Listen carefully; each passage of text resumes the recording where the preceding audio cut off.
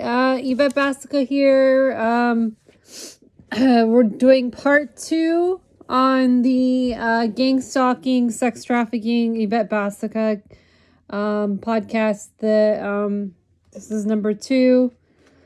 So where I last left off was talked about getting on conservatorship at UCLA in Westwood.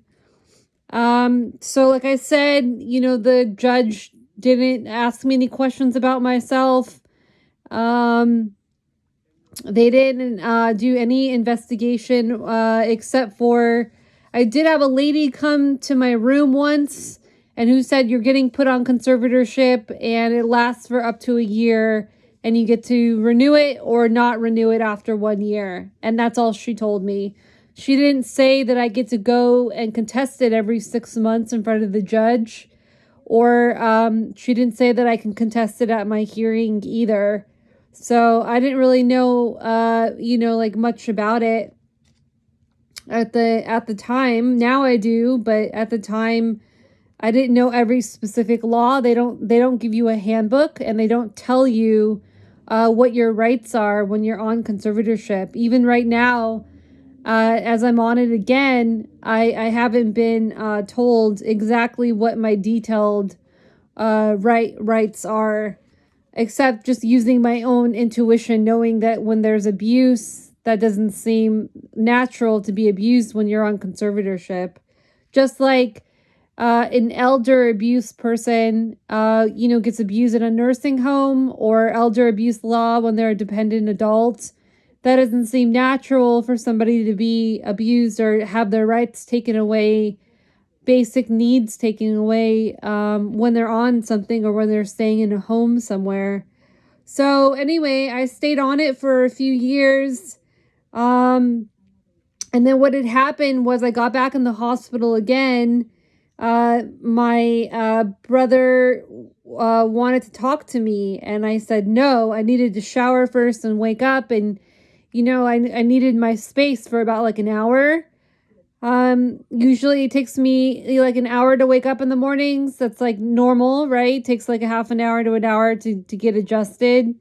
So anyway, he went ballistic on me and very impulsive, and he called the cops on me because I didn't want to talk to him for that 1 hour, and they took me away to a psych ward. That's the reason why they took me away, which is very, very illegal. It was 3 different police officers at the Harbor LAPD who took me away. Meanwhile, I was in the hospital, and meanwhile, before that was, I went to San Pedro Hospital during that time. But meanwhile, while I was on conservatorship, just to go back a little bit, my public defender was named Jonathan Petrak, Petrak, and he did not defend me. He did not call me back. I did not get a fair trial for 4 years. I didn't get a call back or an email or anything.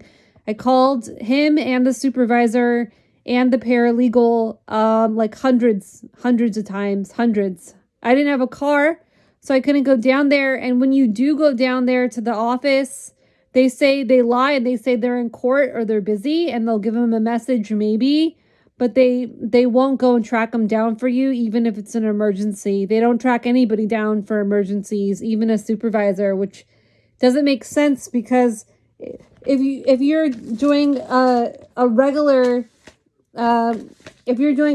public defender, you would be able to go down there for a fair trial.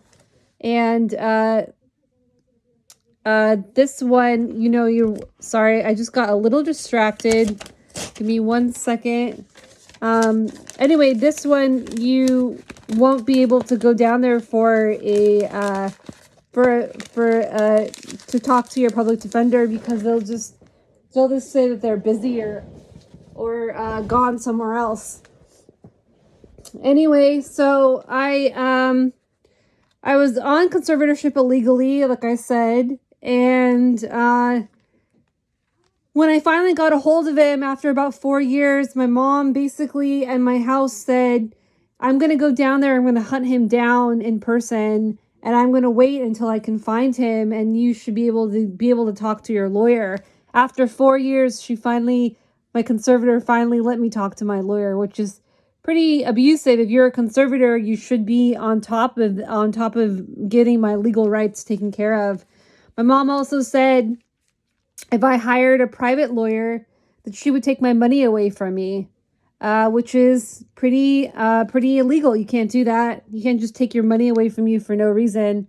She also said she was going to take my money away from me because I bought my cousin a present that cost maybe like $30, I think. And she said, I'm wasting my money, so I'm going to take your money away from me because you can't be buying people presents. So that's pretty fucking abusive. Anyway, so when I finally got a hold of Jonathan after my mom said she was going to hunt him down, he called the exact next day. And my mom said it in my living room in the house, so clearly there are cameras in my living room, because why would he call the next day after 4.5 years after doing that if they weren't on top of what I was doing with the mental health court system? So he said he would not let me use a note from my therapist in trial. I could not have a therapist or anybody come down to speak for me in trial. He said I had to use his own health evaluator. And I did not want to use this health evaluator because I know they're corrupt, the whole mental health system. So I wanted to use my own, and he did not let me. I said I wanted my own private lawyer. He wouldn't tell me the steps of how to actually go about doing that. So he just let everything go that I requested. And when my mom tried calling him back during that time, he didn't call her back either. So anyway, so that was pretty bad. And so I went to San Pedro Hospital, going back to what just happened. And I said I had a right to go to court before you placed me in a locked ward because I was still on conservatorship.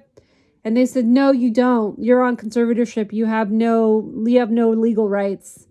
I didn't know that you could have a placement hearing trial during that time. I knew I had at least 15 days to go before they can place you somewhere. There was something in the law that said I had a 15-day grace period and I was allowed to go to court. And then they said, and I also had a lawyer that I knew from a friend of a friend that came down, and they refused to let him in. They said that he was taking my money away from me when I think I only paid him maybe like $100 for the whole time that he helped me, which they're not going to work for free. So that's not taking my money away from me. They just made up an excuse so that I wouldn't have legal representation. And then when I left, they said I was a danger to self. So that's why it was an emergency for me to go to the hospital. And I wasn't. I was not suicidal. There was nothing about suicidal ideation or saying it at all. So there was no danger to self. And I know that everyone gets a fair trial right after their 3-day hold is up, or right around that time before they go to the 3-day after. And they denied me the legal right to have that specific trial. And I was drugged and poisoned while I was there. Everything, my cups that they would give me, my food, my drinks, the sheets, the water, the stuff that comes out of the vent system, the gas that comes out of the vent system, the venting, whatever you call that, the air, that was poisoned the whole time I was there. And they kept switching up the poisons on me through the venting system. Like every half an hour, I think they switched it up on me. They would have men come into my room to harass me, and I would have to scream and tell them to get out. They only let me have one normal phone call per day. Or per shift. So there was 2 shifts, and sometimes they would say that they were at a shift change, so I couldn't call somebody until like 9 o'clock at night.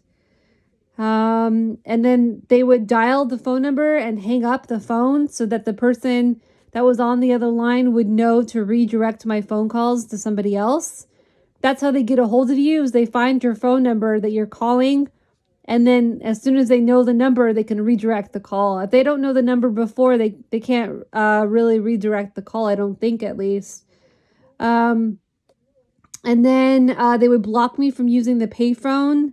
I tried using the payphone when I couldn't use the regular phone, and they would make it broken every single time. They would say, "Oh, it's broken," even though they turned the phone off in the back. All they have to do is do one little switch, and the phone turns off. So that's how they did that. Then I finally left after a couple weeks. They tried to give me a shot, and my mom said no because I was on conservatorship, and that was pretty bad. Why would I need a shot if I'm the one getting abused and I'm not even doing anything? All I did was stay in my room. At all these hospitals that I go to, I usually just stay in my room. I don't say anything to anybody. I keep to myself and I'm completely silent the whole time. So I don't know how I would be a nuisance to anybody to increase medication or to give shots when I'm not even fucking doing anything. I'm literally just like a statue, and I stay there and I talk when I need food or when I need something for myself. And then I go right back to my room because I don't want to cause any drama or chaos. I just want to get it over with. So I don't know why I would need something. I'm not catatonic where I can't speak or move. I'm literally just like keeping to myself. And like reading magazines or the newspaper or doing crossword puzzles or something. That's what I would basically do. So I finally got off of conservatorship. When I had my trial, my one trial that I had, I got off of it. So clearly, if I would have had my trial 4 years prior, I would have been able to get off of it. Now, just this past year, I was, after that experience, I was hospitalized twice again. The first hospital was at Los Encinas in Pasadena, because what happened was I was getting break-ins at night again when I would sleep. That's how they usually sex trafficked me, was through my microchip, through break-ins at night. And I was getting poison up my vagina and up my butt, because when I would go to the bathroom, it would hurt really, really bad. And I didn't know why it was happening. I just knew that I would body check myself. Like I would check the hair on my body, and then I would check the hair on my head, and then I would check my symptoms all over my body to see if it was like a goo or if there was some kind of a poison, if it was like a gas, or if it was a goo, or what was actually happening. And then I checked myself. And then when I realized that they were putting it up my vagina, I got really fucking scared. And then I got really pissed because I can't believe that my parents would allow something like that to happen. And I knew my mom knew what was going on because she didn't want to talk to me for like a week. She was avoiding me. She didn't want to have anything to do with me. And she looked like she was up to no good. Like, when a criminal does something bad, they have that face on them that they're up to no good. Yeah, that was my mom. So I told my mom friends what was happening with me, and then my parents called the social workers because they didn't want to get caught with what they knew what was happening to me. So the social workers came. I told them I was getting sick. I told them I would wake up and I would get sick down there in my private parts, and I also would get sick all over my body. And I didn't know what was happening. And then I said I would find a doctor and get checked out myself. And then the police came, and that was it. And they threw me away in a psych ward again. And I literally wasn't doing anything wrong. I was just calling people and calling the police a couple times to see what my rights were. And I never had the police come over because I didn't want them locking me up again. So I just tried to find a lawyer, and I tried to find out what my rights were. And I kept calling the captain of the police department, which, like, in the beginning of my message, I said I needed to talk to Captain Jay Mastic, and they wouldn't let me. So I went to Pasadena, Los Encinas, which was run by basically the mafia. They were pretty pretty fucking cruel there. They were probably one of the top cruelest hospitals I've been to so far. They took away my purse. Right when I got there, I said I had a right to go through my belongings. And then I said I had a right to keep my toiletries with me, which is like soaps and shampoo and stuff like that, toothpaste. They wouldn't let me. They wouldn't let me because they wanted to poison it to see how I would react to their own products.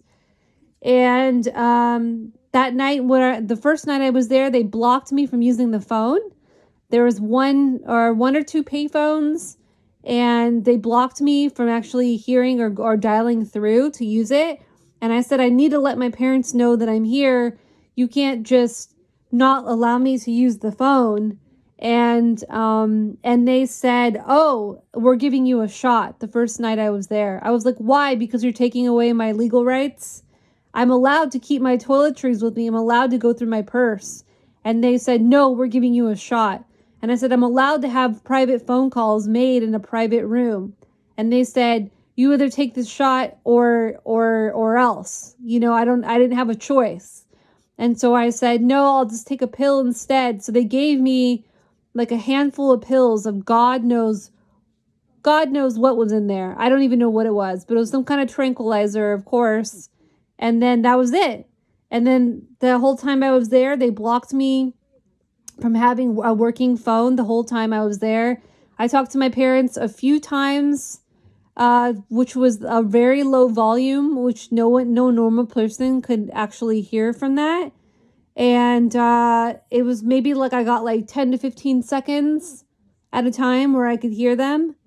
And then they threw poison on me and drugs on me the whole time. It was the customers that were there, the people that they pretended were mentally ill to lock in the ward, and then the employees themselves. It happened the whole time I was there. It's not like I didn't think that was going to happen to me while I was there.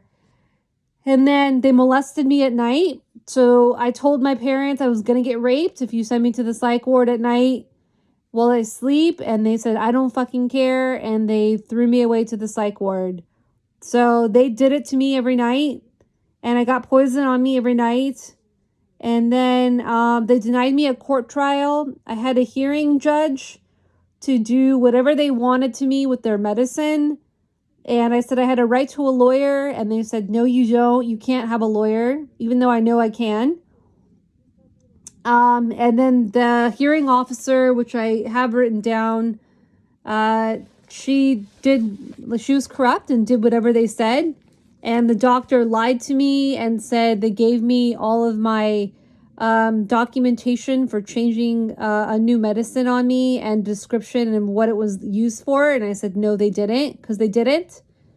And he just basically like lied the whole time. My psychiatrist lied the whole time of what they gave me and explained things to me and worked with me and gave me a proper medicine of what they were going to give me.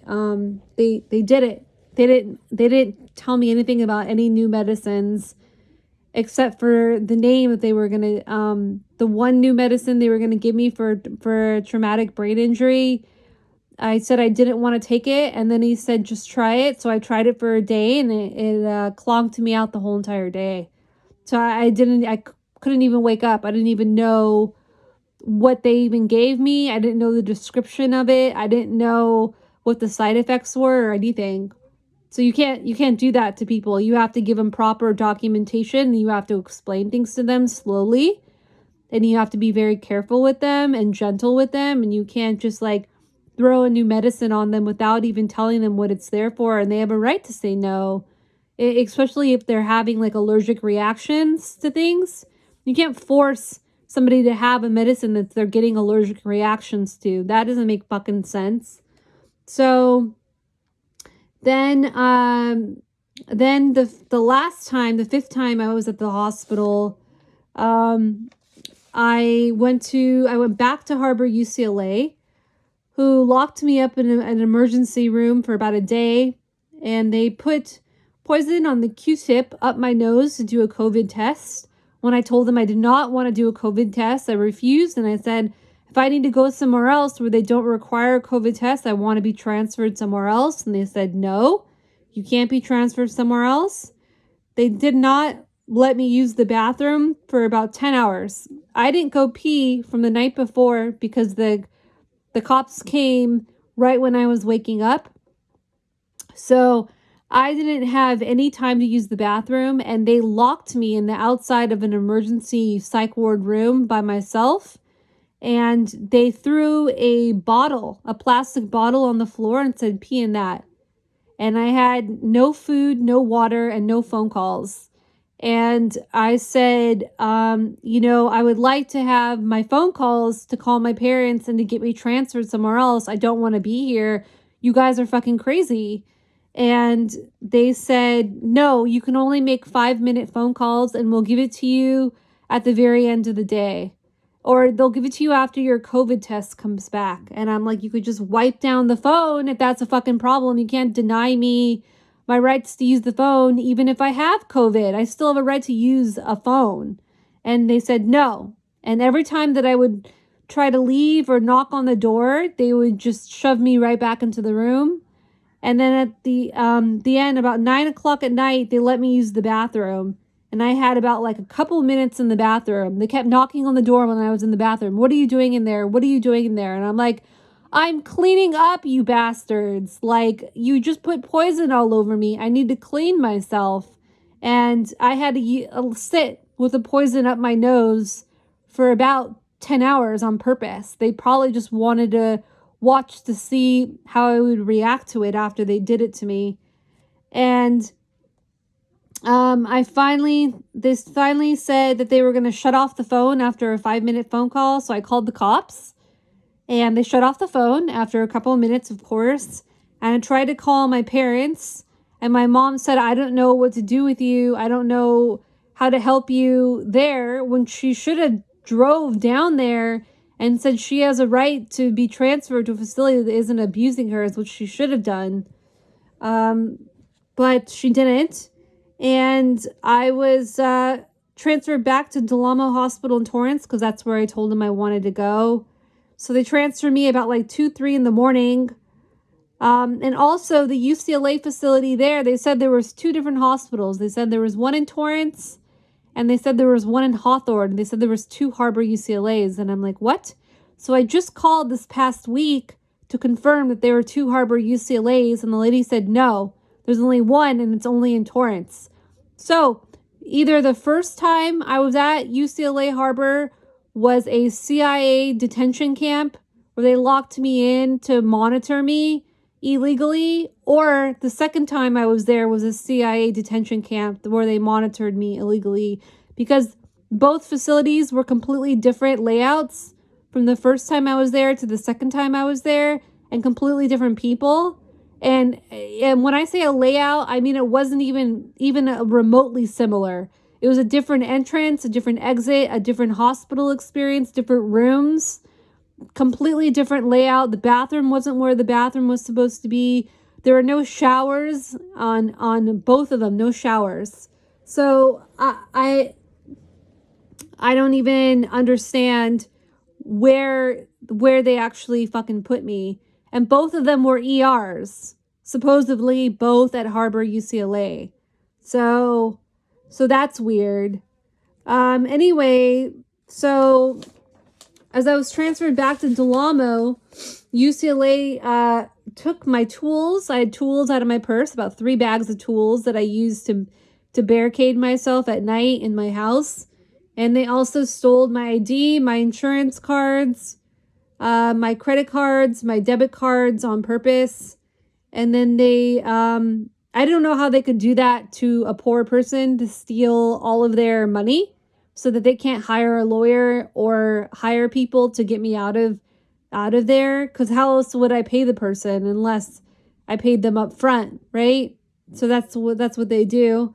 And then they, when I went to Delamo, they said they were only going to take my temperature on my arm. I said I did not want to do it on my face or my forehead or anything like that. And then they did it on my head right when I got there, and I couldn't move because they strapped me down for my arms and my legs. I was strapped down on the gurney both times. Every time that I was transferred, to Delamo or Harbor UCLA in the last couple of times. I was strapped down on a gurney. So I couldn't leave, and I couldn't move my arms to say, to push them away. So that was pretty abusive. And then right when I got there, I said I did not want to do my vital signs, and I had a right to say no to my vital signs, because what they do is they poison your vitals. They poison the blood pressure machine, temperature machine, everything they use on me. It's pretty badly poisoned. So I didn't want to do anything. And they said they needed to see me naked to do a skin check on me. And I said, no, you're not going to do that to me. And they said if I didn't agree to all these things, they were going to give me an injection, which you can't fucking do an injection for punishment when they're basically taking my rights away from me. And I'm saying, no, that's not a reason to give someone a fucking injection. That is not an emergency. You can't just administer that out of nowhere. So I said, fine, I'll do it. I don't want an injection. And I did not feel comfortable doing it, but I did not want an injection. And they gave me 2 huge vials, huge, gigantic vials, where it was a date rape drug, because I blacked out after about 10 minutes, 5 to 10 minutes. I blacked out. I started to slur my words immediately. I had no idea what was going on. The room started spinning. I thought I was going to have a heart attack. I said, please take me to the ER. I'm going to have a heart attack. They said, no, we're not taking you anywhere. The next thing I knew, I woke up the next day in the afternoon, and I said, I don't remember anything that happened last night. What did you do to me? And they said, I did a skin check on you. And I'm like, how could you do a skin check on me when my clothes are on me? They're like, well, we did the skin check on you. And I have no idea what happened in like a 15 to 20 hour period. They probably molested me. They probably did, I don't know, God knows what on me. They probably did more microchips on me. I have no idea what they did to me. So after that, they molested me every night. When I would wake up, I would have poison all over me again. And then they would do that through turning on the microchip that I have on my head. And then I did not see a psychiatrist or medical doctor or social worker for about a week. So it was past the 3-day hold. I was not on conservatorship, and they forced me on meds and I demanded a lawyer and a judge, and they denied all of that. I know I have a right after 3 days or before 3 days to do my trial, and they would not let me. I was able to talk to a patient advocate after about a week on the phone. They would not come down in person, even though I told them I had the date rape drug, I was getting beat up, and I had a right to be transferred out to a hospital to get medical attention and then to get transferred somewhere else. And they said no. They wouldn't let me do anything. They did not stick up for me for any type of abuse. I talked to somebody at the LA Mental Health Department of Mental Health, the LA unit. They have like one main unit in LA, and then they have a different phone number for the California Department of Mental Health Abuse, which I've called for years, and they haven't called me back once. So I told them I had a right to get checked out. They didn't care. I said they gave me the date rape drug. They didn't care. Let's see. And then the pattern of abuse of the mentally ill, this is the pattern, so that they can shut people up so they can't fight back. So they poisoned me and drugged me the whole time I was there, of course. And I would get cornered by the other participants that were in there. They cornered me pretty bad. And then I had a small Asian woman come up to me and throw poison right on my face while I was standing there waiting for my food. And the staff saw it as witnesses. And I said, I pushed her back. I said, I can't believe you fucking just did this to me. This is abuse. You just saw that this happened. And they said, I know, we saw that this happened. Here, you can eat your food in your room today if you want to. And I said, no, I want a shower. I need to wash off. And they would not let me take a shower. They said, oh, you have to wait till everybody's done after lunch to take a shower. I said, people have taken showers before when people are eating. And they said, no, you can't. And they just denied me the rights to get cleaned up, which is so fucking abusive, those pieces of shits. Then finally, at the very end, my mom said, and that wasn't the first time I got abused by the other inmates. I had witnesses of the staff for every time I've gotten abused, and I wrote grievances for almost each one as well, and they did nothing about it. It just kept happening. And they even moved the people that abused me next to my room so they would torture me more. They didn't even separate us. And then finally, my mom said I could not come home unless I got back on conservatorship. And this just happened around 3 months ago. And so the judge did not ask me one question about myself. Judge Jaskol, Jaskol. She placed me on it, and there were two guys telling her what to do over video chat in the background. So she wasn't even making up her own decisions for herself. Clearly, it was rigged again, and I have now asked my new lawyer what my specific rights are, because my mom keeps abusing me again at home as my conservator, and she will not tell me anything. It is Danielle O'Sullivan as the public defender and Leslie Mendoza as my social worker. They will not tell me what my rights are individually when I have all my points documented and in very great detail, and I have them laid out in emails that I've sent to both of them. And they got me on the phone and they said, well, if you want to have a court trial, you can have a court trial. And I said, well, are you going to go over these points with me so I can prepare for my trial to see what my rights are for each one and what I'm fighting for? And they said, no.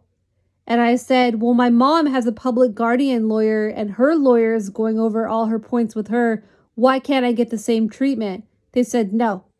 I said, my mom's lawyer said she could put her fingers into my mouth when I take my pill at night and rape my mouth, and said that that was fucking legal. I said this to my lawyer and she said nothing.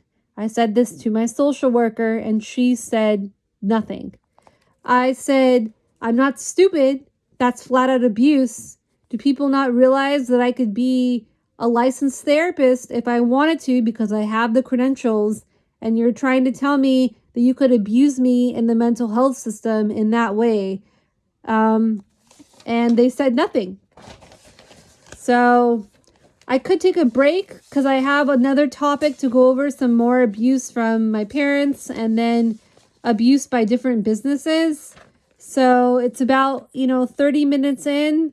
So yeah, I could give you guys a break until I move on to some of the other things right now. I'm not sure what I'm going to do. I'm going to just end this for a second, and then I'm going to start up the video again and make the third video, and then I'm going to talk about a little bit more abuse. So I can give you guys a break because these are very long. My train of thought would be lost by now anyway. So I'm going to give you guys a break. Okay.